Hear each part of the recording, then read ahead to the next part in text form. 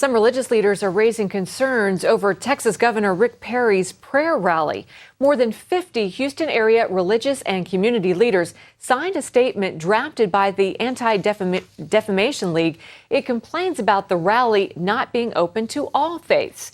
They believe Perry is making an official endorsement of one faith. Perry has invited President Obama, the nation's governors, and Texas lawmakers to attend the prayer event. It's being held Saturday at Reliant Stadium in Houston. And CBN Washington reporter Jennifer Wishon is in Texas this week to cover that rally. She sat down with Governor Perry to talk about jobs, states' rights, and why he may have the experience Americans want in the White House.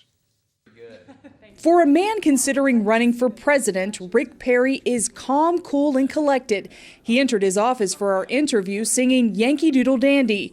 But if you want to get him riled up, ask him what the federal government can learn from Texas. I think in the decade of the 2000s, 2.2 million jobs were lost. And at the same time, Texas created 730,000.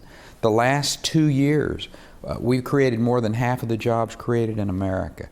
And listen, it wasn't by accident. Perry credits low taxes, fair regulations, and a system that actually punishes people who bring baseless lawsuits for helping keep Texas afloat, while much of the country treads water during this tough economy. That is the simple yet profound way for America to get back to be the powerful economic engine that it could be.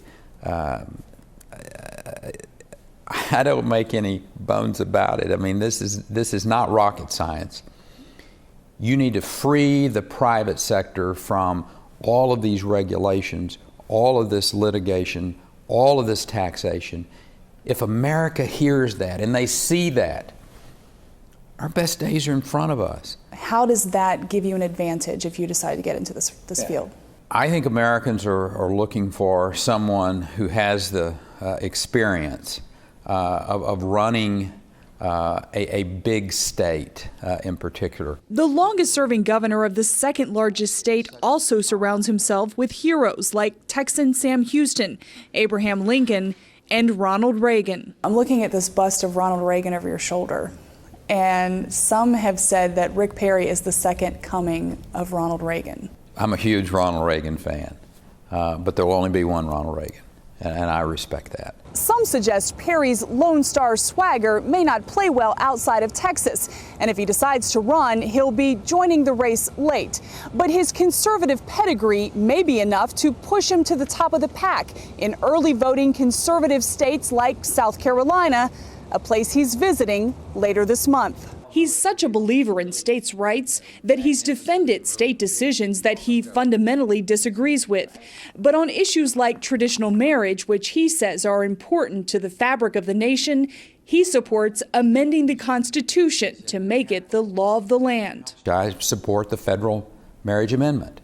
And I also support the same with the issue of abortion. And I also support that same process for a balanced budget amendment to the United States Constitution. So Washington will finally get the message of, hey, quit spending all the money. His announcement on whether he's running for president is expected in the next few weeks. I have no idea what God's plans are for me, but I'm going to try to be as faithful to him as I can be. Jennifer Wishon, CBN News, Austin, Texas.